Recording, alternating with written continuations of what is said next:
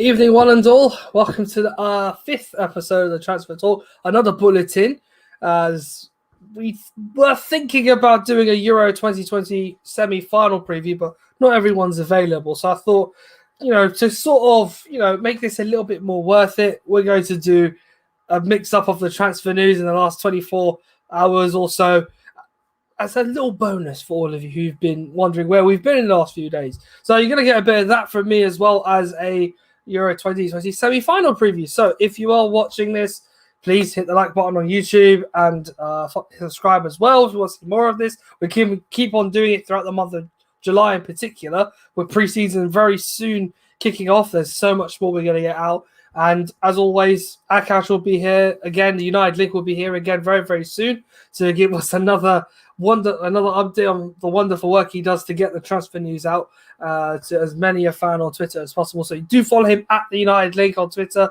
So if you want to see more United transfer news during particularly this hectic summer, which has exploded since we announced the Jadon Sancho deal. So let's get right to it because this show is not going to be too long. I've got to fit all this transfer news and a Euro semi-final preview into one. So not easy. But here we go. We start with the news that broke last night, which has stunned a lot of us. And in all honesty, I think we've been quite surprised at how Manchester United have acted in the market and since Sancho was announced.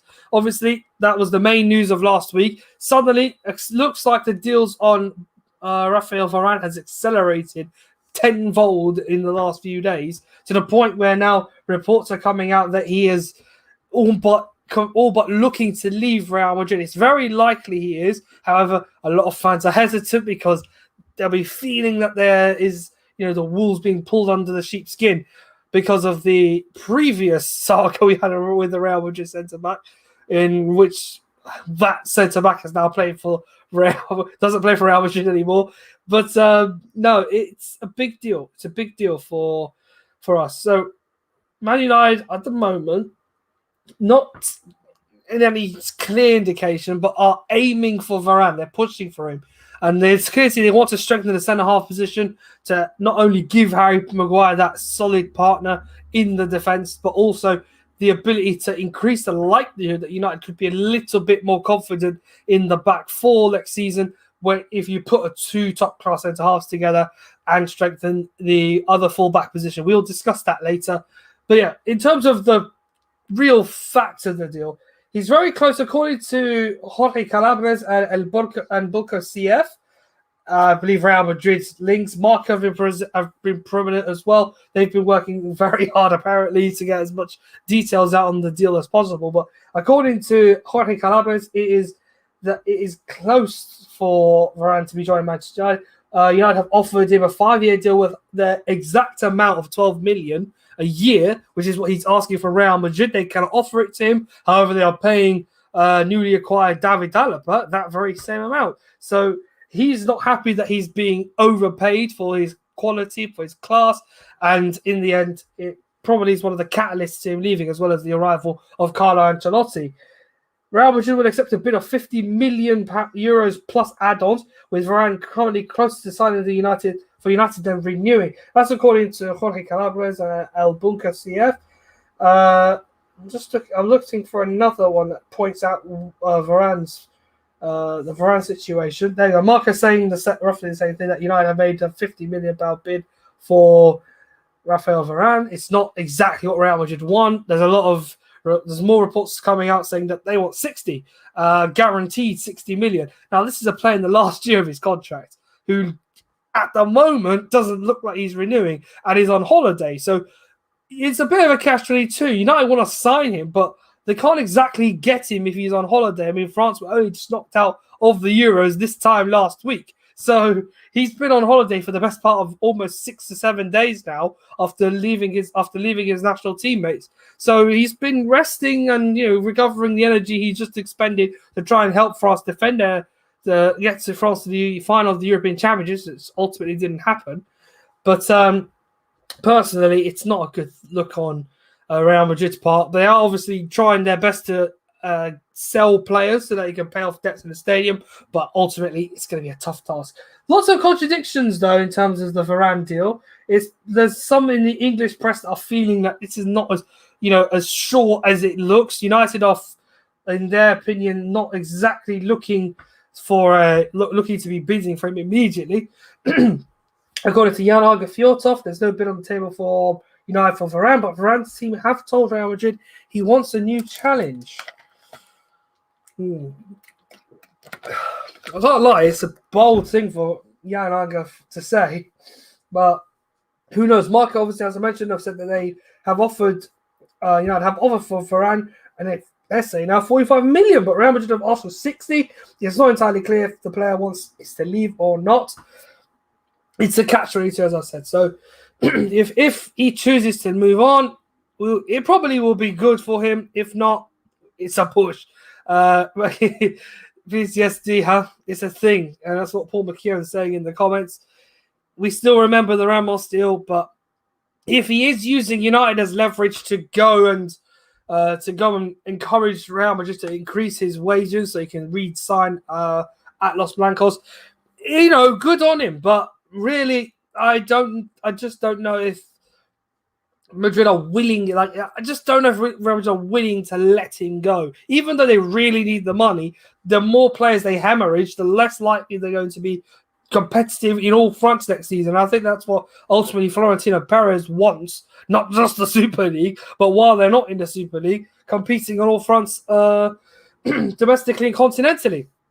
But, I'm sure this has got a long way to go. Yeah, it's not a deal that United can do really quickly. It's only if Varane makes it absolutely clear he wants to take on a new challenge, he will go and tell Madrid that, and then suddenly if United get a whiff of this, they'll accelerate that deal quickly. So if he says something, expecting to quickly sort that out, and then United will be there on the doorstep saying, here's your money, give us your player. Simple as that. It doesn't have to be long-winded like it's been for many deals, or when we've gone to the last possible moment to sign an emergency, in our case, player who doesn't really get the chance to start. Makes a little to no sense for me. But alas, here we are. We hope for Varane to get his priorities in order very, very soon. Now, that's one Frenchman we've covered. We're moving into the midfield now. Last night, Fabrizio Romano exploded Twitter with his tweet regarding Eduardo Camavinga, who's the young French centre midfielder who plays for Stade Rennais in Ligue 1. Last night, his tweet said the following: Manchester United are progressing in direct contacts to sign Eduardo Camavinga. Rennes would be open to negotiate on a potential €30 million fee, as they would lose Camavinga for free next summer. He is one of Manchester United's long-term targets. Paris Saint-Germain and PSG have always been interested as well. So, with Camavinga, it is a similar scenario to Varane. The difference, however, here is we are dealing with a very young, but also depending on how big his potential is, and it is quite big. He has possibly the moniker of being the next big thing to come out of France, who not only will probably be seen as world-class, Ballon d'Or worthy in the years to come. This is also probably the best deal you're going to get for a player of his caliber. Yes, he's only played, the best part of 80 or so games in Ligue 1 for Rennes, and played in the Champions League last season when they were quite a tough group with Chelsea and Sevilla, FC Krasnodar as well, but he put a good account of himself in the competition. He's refused a new deal at Rennes, so they've tried to keep him, but it's clear that his agent, Jonathan Barney, who looks after Gareth Bale and numerous other top players in Europe, he isn't best pleased with how that's going. So they've acted quickly on that and said, we're going to take this boy off you and take him to somewhere where they feel he can shine and he can earn the money they believe he deserves to earn. I'm not a big fan of super young players getting money early on, but this is football today. You can't really stop it, and it is part of the course. But yeah, it's exciting, the fan base. It has more or less looking like United are ready to actually commit to the deal. And at €30 million, I wouldn't want to not bat an eyelid at the prospects of him signing for this club, because he'd solve the midfield problem, and it looks like United are pushing with a centre midfielder, regardless of the Pogba scenario. But it's a sign, I think, of what the transfer team are doing now. Obviously, with what's happened this year, you can see the pressure that's been put on the old Glazers over there in the US. But more or less, it's a sign of things to come, really. And if this does happen, if we do have the two Frenchmen joining, it will increase. I'm sure United stars are not only to challenge for next season, they'll still be, I feel, not far behind City and Chelsea, but lacking the extra edge on the pitch, I think, to be able to, get a sustained title challenge next season. But who knows? Following on with the Camavinga news, we have Marco again reporting on the situation. They say that United are the leading candidates to sign Eduardo Camavinga, and he will make a proposal of around 25 million euros. So that's less than what's recommended by Romano for him. Real Madrid and PSG do not see him as a priority at the moment. So it looks like the United are the only team that are in the race for him. But I still think Paris Saint-Germain will have something to do with this. They've been free spending in some ways. Well, I wouldn't say that exactly. They've only signed Achraf Hakimi on a 70 million euro deal. They've brought in a lot of free agents in Ramos, in Donnarumma and Gini Wijnaldum. But outside of that, they've not really spent big this summer. And my feeling is probably because they're going with a more experienced approach in terms of trying to win the Champions League next season. I think that's all the owner wants. He just wants European glory for Paris Saint-Germain. They've come too close in the last couple of years, and who knows why. But it beats me, really. It beats me. We'll have to wait and see with that. Camavinga, though, is a big... He's a name. He's a name, I think, which will be of interest. He was set to go to the Olympic Games with France, but that's been ruled out. I think Rennes have recalled him from that. I don't understand exactly why you want to deny him of an opportunity to play at an Olympics. It sometimes is the proving ground for players to sort of break out in their own way. But a lot of the top French talent that was eligible for this competition not going is probably not going to help their chances of winning the gold medal. So it'll be interesting to see what happens with that. But yes, Camavinga is a major target for United. Again, this is another one that I think will drag as long as United's intention is clear. If they want him, they'll get him. There does look to be a case for Camavinga to be a member of the first team next season because he's top quality. But it's got time, this deal. It's got time to drag on. So Camavinga to United, it's looking good at the moment. The right back position is of some interest. We're going to cover that very quickly.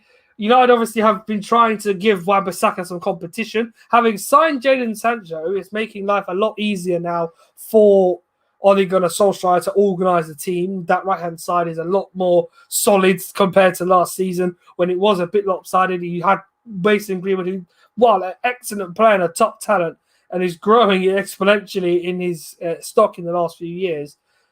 He can't play out there forever. He's naturally a number 9. He has played up front numerous times last season to demonstrate and scored against Leicester when he was number 9 during that period when we had to play like 3 games in 4 days and something like that. It was ridiculous in that period. But he's acquitted himself brilliantly in the last season, so he deserved that. So this is his opportunity, I think, to sort of relax being on the right side with Sancho being there now. Wan-Bissaka will be stronger in the defence, but you need someone to support him. A lot of fans calling for Ethan Laird. Can't rule that out. He played brilliantly at MK Dons last season. Had a solid few months on loan. Didn't mid-table finish, but he saw glimpses of what he's able to offer United if he's more used next season in terms of opportunities in the League Cup ties or games in which we are stretched for squad depth. Maybe we'll ask him to step in. But there is still a call on a more established name. Kieran Trippier was the one easy to sound out. 30 years old, yes, great experience. Manchester lad, very local, lives in Bury locally. But I'm surprised, obviously, Atletico Madrid have just gone and thumped on what they feel is a reasonable price at 40 million euros for him. Manchester United thought they could get that done in English pounds at about 18 to 20, which is 24, 25 million euros for Atletico Madrid. I mean, they would take that money as Trippier is already preparing the necessary bits and bobs to move back to the UK. I'm surprised about that. So, yeah, it beats me why they've denied him the opportunity to come back to United. But if United cannot acquire him, Max Aarons is being touted in the papers. He looks like someone that will more or less challenge Wan-Bissaka, but also, if given the chance, plays very well and is one of the next big things coming out of the that position in this country. So I think we need to look at him a little bit more during pre-season. But he had a difficult under-21 championships for England. He knocked out in the group stages. He hasn't played much football since Norwich secured promotion.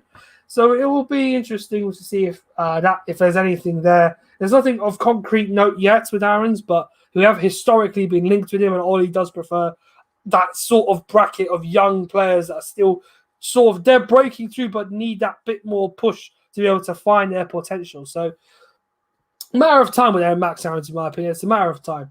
To the out, Paul Pogba. Do we have to keep talking about Pogba? We spoke about PSG and Eduardo Camavinga. Well, it is looking, as according to various sources, according to Mohamed Bouhafsi, who's a big French journalist who's apparently leaving the football world to do political matters for French television. But he's leaving football at the end of the year. I don't know why, but he's a big name in the French transfer news area. I'm surprised he's moving on. But he announced that PSG are still keen on Pogba to the point now where they've already started talking to his entourage. They've not spoken to United, but they're speaking to his entourage. Whether that says anything about his immediate future, I don't know. He's in Miami right now, just relaxing after a long season. And for what it's worth, I don't know. Just let him rest, in my opinion. Let him think about what he needs to do. He is entering the final year of his contract at Man United. It doesn't look like that he's renewing. If he does, it's because the project is sold to him. And there is a lot of worry in the ranks at Old Trafford that if he doesn't choose to re-sign and sees off his final year of the contract, United will lose out on a good amount of money for him. And they've either got to amortize him or tie him down to a new deal with guarantees on it. And you all know how difficult a man Mino Raiola is to deal with, especially after the amount of things he said about United this season. So slightly worrying about him. But that Pogba deal is going to go on for a long time. As long as that contract isn't signed, it will still be a lot of uncertainty on his head. That's for sure. Sticking to the right back position, Diogo Dalot, who had a great season at Milan and played lots of football during the summer. I can't believe him staying at Man United. Paul again's come in with, if Pogba goes sold for Atletico, would be a good replacement if we brought Camavinga into as well. No, I can't disagree with that. That's a good shout. Whether United have the money for that or not is a difficult matter at hand. But I think the Glazers are under pressure. They've got to pay for whatever the demand is there for. If John Murtaugh's clearly a big influence on the team and transfer-wise, Old Trafford, I feel he's got a fair crack at it, and he's doing a really good job. So, who knows? I hope he gets the chance to shine a bit more and give players the opportunity to wear the red shirt.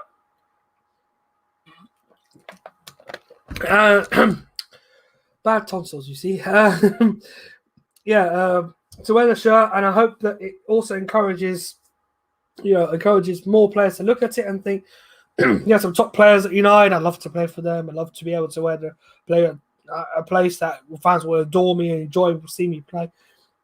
Nowadays, you don't get that very much, so it's very hard to see, a Neymar coming to Old Trafford, or I don't know, Kylian Mbappe moving across from PSG. Those two probably the best in Europe or in the world right now. You wouldn't think they'd come to United and light up the base immediately, because they'd be under pressure. They're going to have to perform at their top level week in, week out. The level of margin of error in the Premier League is so thin. So any player that comes in at Old Trafford this summer is under that scrutiny. And Pogba and Dalot, I think, are under that scrutiny already, but who knows? I think there's more still to be about this Pogba deal that I think that has to roll through. Dalot, as I mentioned, he could move on. I think Milan are keen to have him back, but According to Real Madrid's Carlo Ancelotti through the papers in Madrid today, he's a keen follower of the Portuguese fullback and would like him to come to Real Madrid.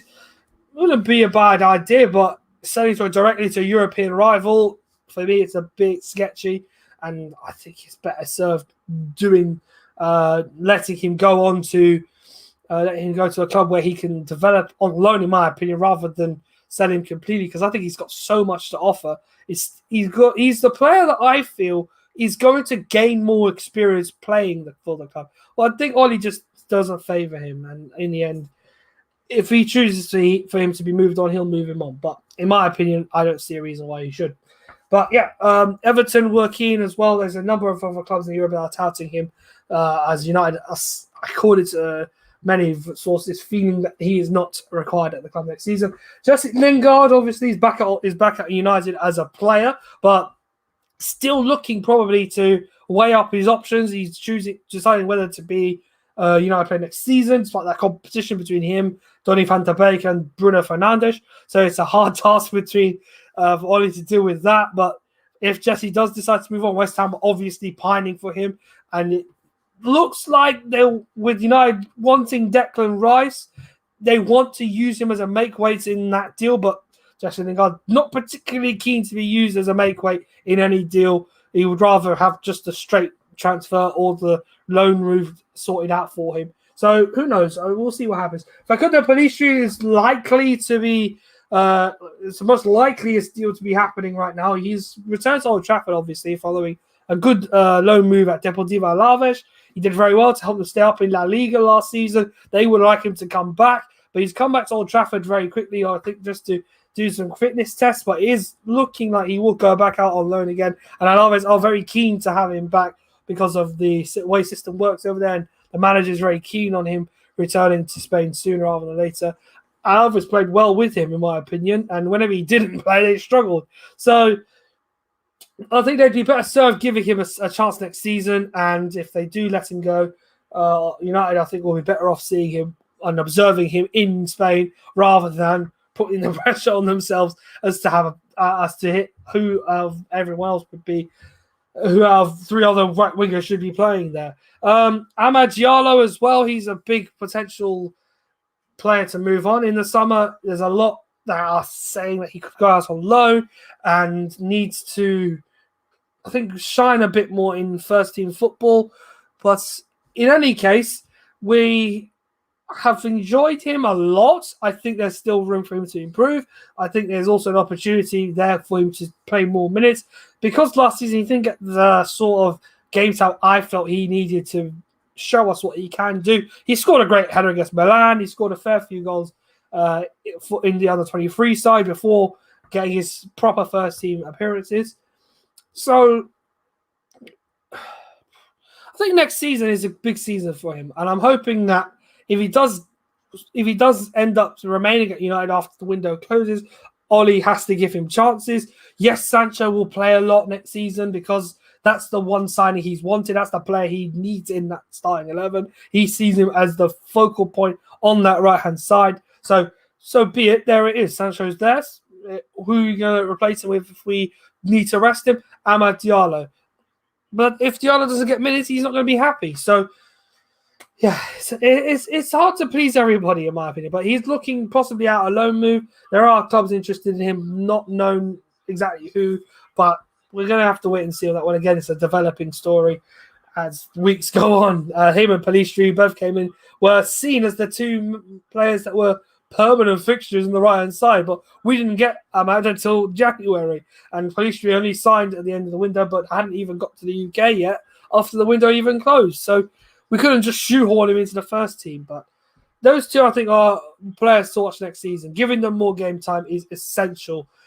We don't have the Europa League for that, so we've got just the Champions League and the League Cup to really cement the early stages of next season. Everyone getting up to their top level sooner rather than later. Now, slightly overrun, 5 minutes actually. So, last bit of news is Alex Telles was linked into Milan, but Inter Milan have not been, according to Fabrizio Romano, have not been linked with Telles, and Telles has played for the club before, but United have no intention of selling him, and he was pictured today at preseason training, along with a number of other players who are not participating in national team football this summer. They're all returned today. That's Tom Heaton, Alex Telles, based in Greenwood, Charlotte Sortiere. There's Eric Bailly was there too, Donny van der Beek, Dean Henderson. So there's a lot of players that were back there today, just getting ready for the beginning of pre-season. Ole Gunnar Solskjaer's return from his holiday at home, and I'm sure he's refreshed and ready to go for this new challenging season. Somewhat normal in the sense that we will have fans back next season in full capacity. News was announced today by the government that we will have full houses at all Premier League and EFL grounds next season, and probably extends further in our national games. So that's very good news. Being Old Trafford bouncing for a big European night again. I'm looking forward to that. I really have missed those.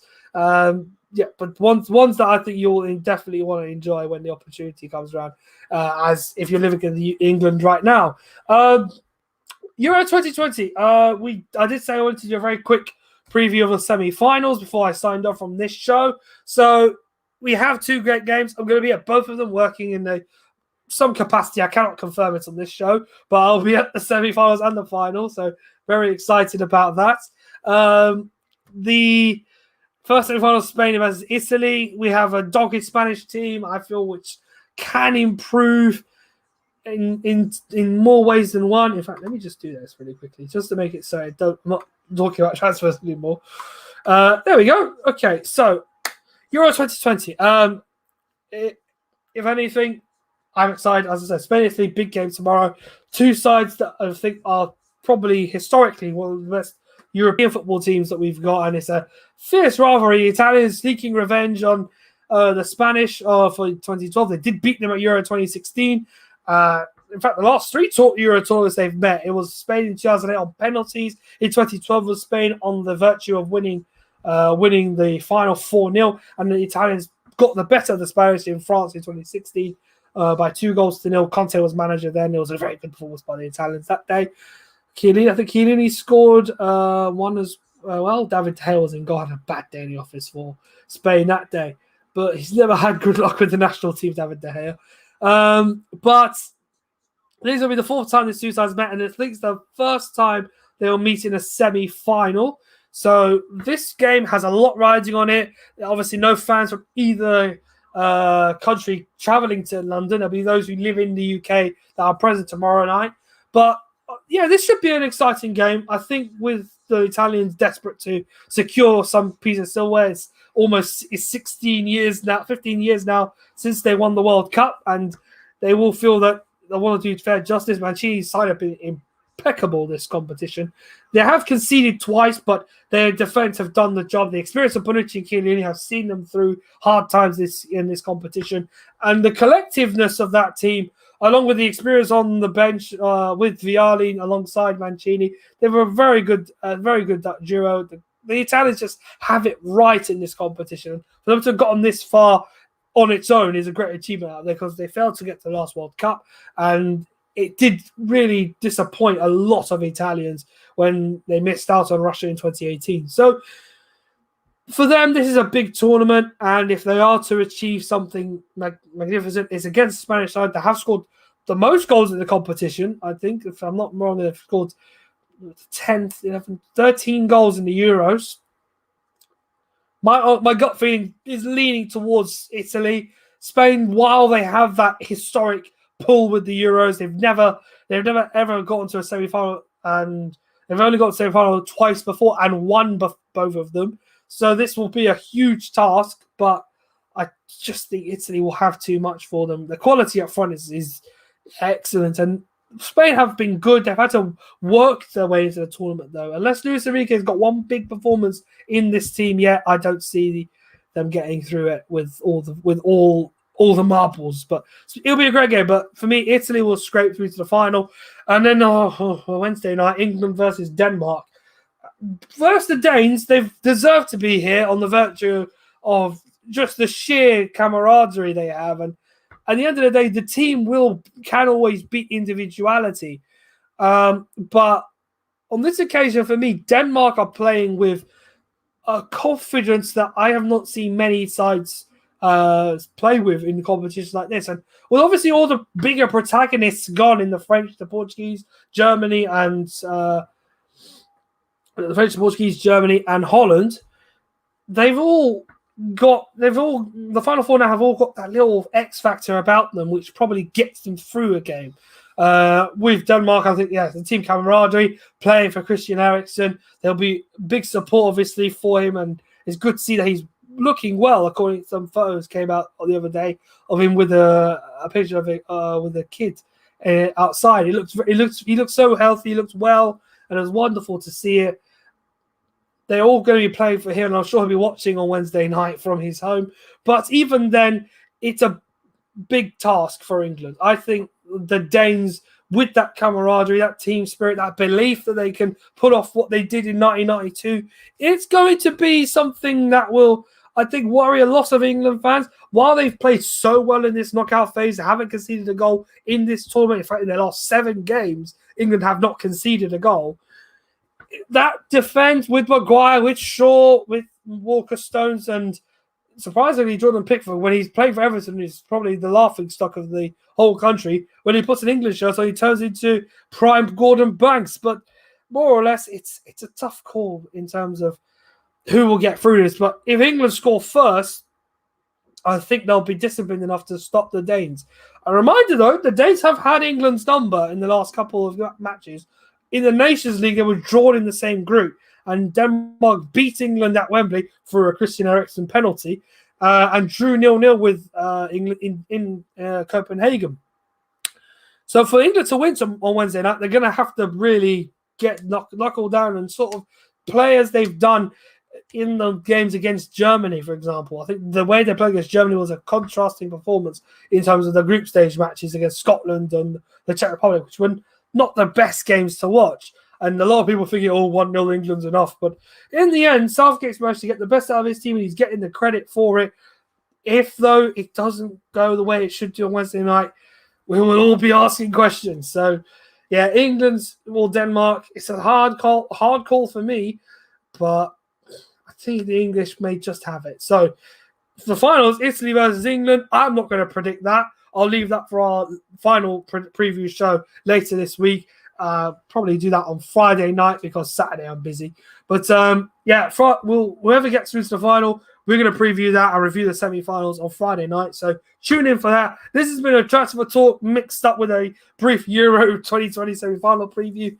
We're in for 2 great games this week at Wembley Stadium. I'm excited to just be there. But I hope, obviously, however you watch it, you enjoy it, you have fun.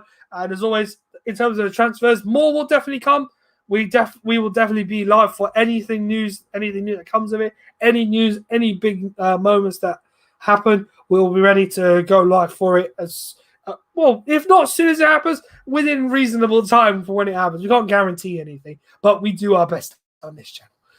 But enough from me. Thank you very much, everyone, for sticking with me. If you want to see more of this, as I said, like and subscribe on YouTube. Follow us on Twitter as well if you're watching via Periscope tonight.